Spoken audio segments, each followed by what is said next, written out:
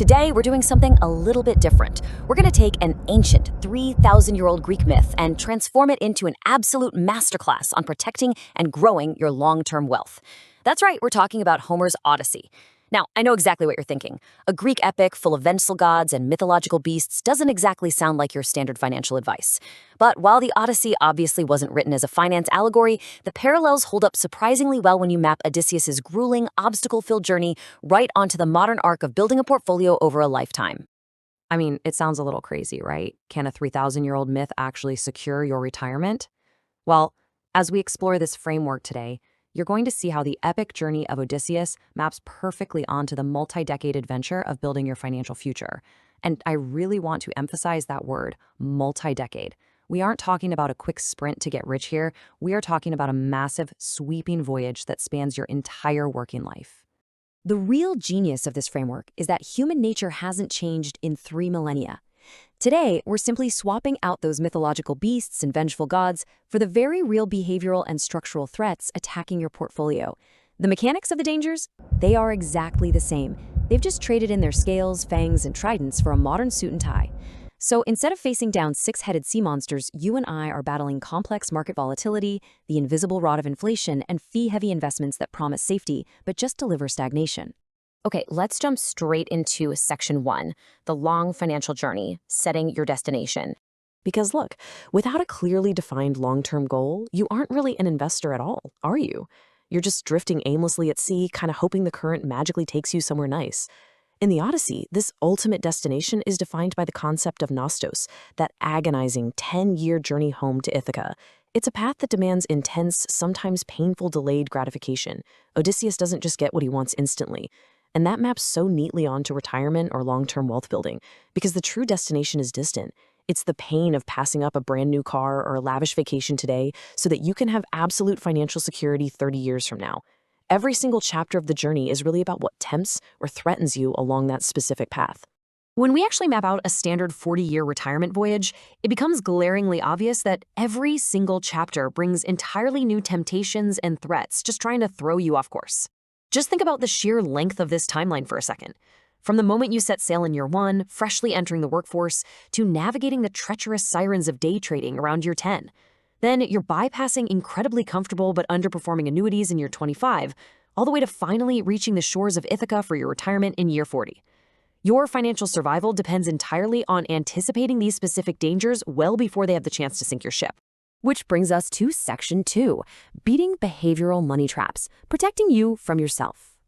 As any seasoned investor knows, the absolute most dangerous threats to your wealth aren't external market forces or economic crashes. Nope. They are your own internal psychological impulses. Consider the Lotus-Eaters. In the myth, eating the sweet lotus flowers made Odysseus's crew completely forget their home. They literally lost all desire to continue the voyage. They just wanted to stay exactly where they were and consume. Today, we face the exact same threat through instant gratification culture and lifestyle inflation. It's that psychological trap of spending every single dollar you earn just because it feels so good right now, completely losing sight of the home or retirement you were supposedly saving for.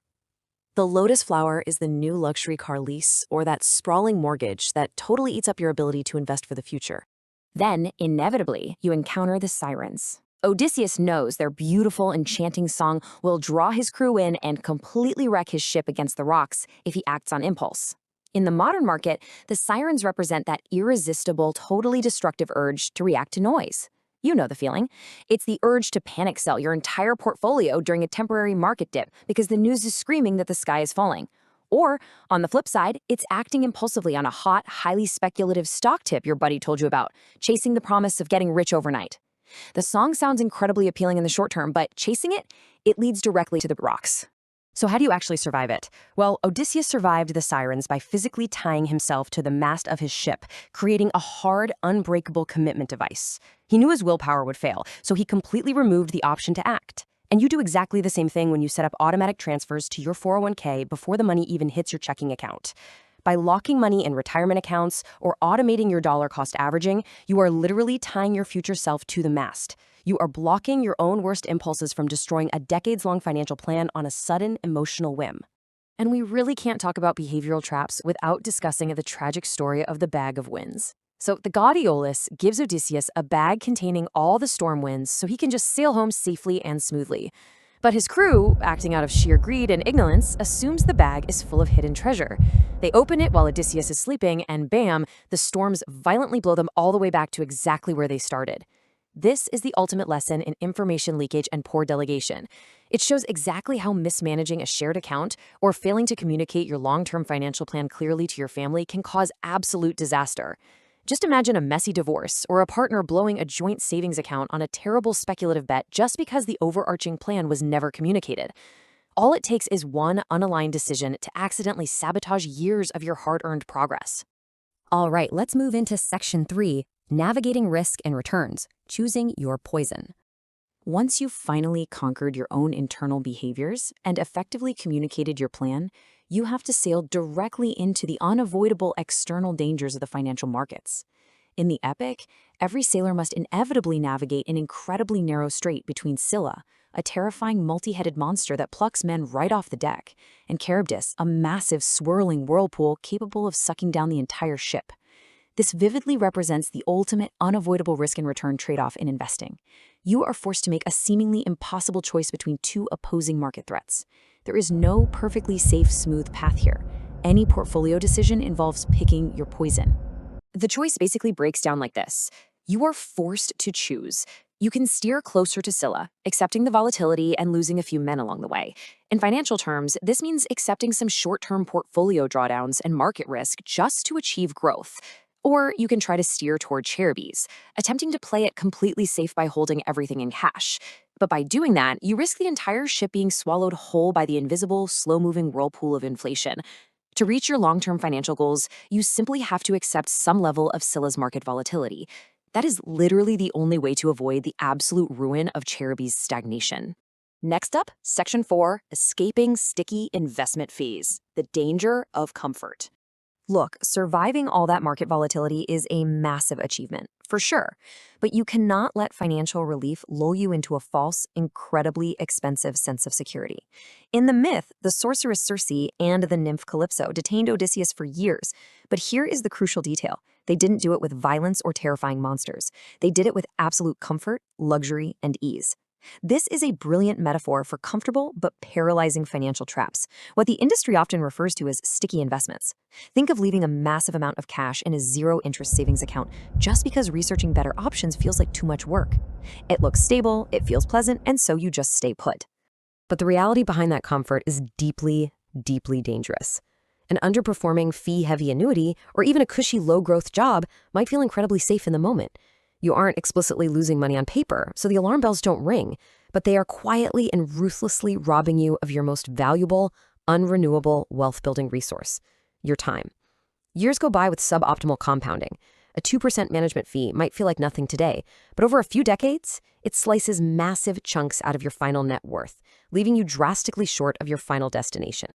And finally, Section 5, Defending Your Final Estate, Guarding Ithaca. You have navigated the volatility, you've tied yourself to the mast to avoid behavioral traps, and you've finally reached Ithaca, your retirement.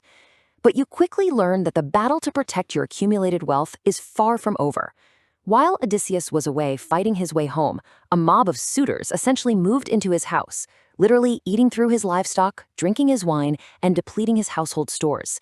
This is such a powerful visual metaphor for the passive erosion of unmanaged wealth. Even without dramatic market crashes, wealth left unattended is passively consumed. A 1% hidden management fee here, unexpected tax liabilities there, inflation continuously eating your purchasing power. These modern suitors will eat through your hard-earned estate just as surely as those men ate through Odysseus's grain. To rid herself of these parasites and protect the estate, Odysseus's wife Penelope set a final, ultimate test of due diligence. She set up a bow contest. She declared she would only marry the man who could string her husband's incredibly heavy weapon and shoot an arrow through 12 axe heads. She knew perfectly well that only a person with real skill and legitimacy could actually do it. It wasn't a personality contest, you know? It wasn't about who had the smoothest sales pitch or the nicest suit. It was a ruthless, physical proof of capability. You must demand that exact same level of ruthless due diligence in your financial life. When you reach the wealth preservation stage, you have a massive target on your back. You have to make any financial advisor, wealth manager, or new investment opportunity string the bow. Are their incentives actually aligned with yours? Demand they prove it. Make them prove it with transparent track records, crystal clear fee structures, and a strict fiduciary standard before you ever even consider handing over control of your hard-earned estate.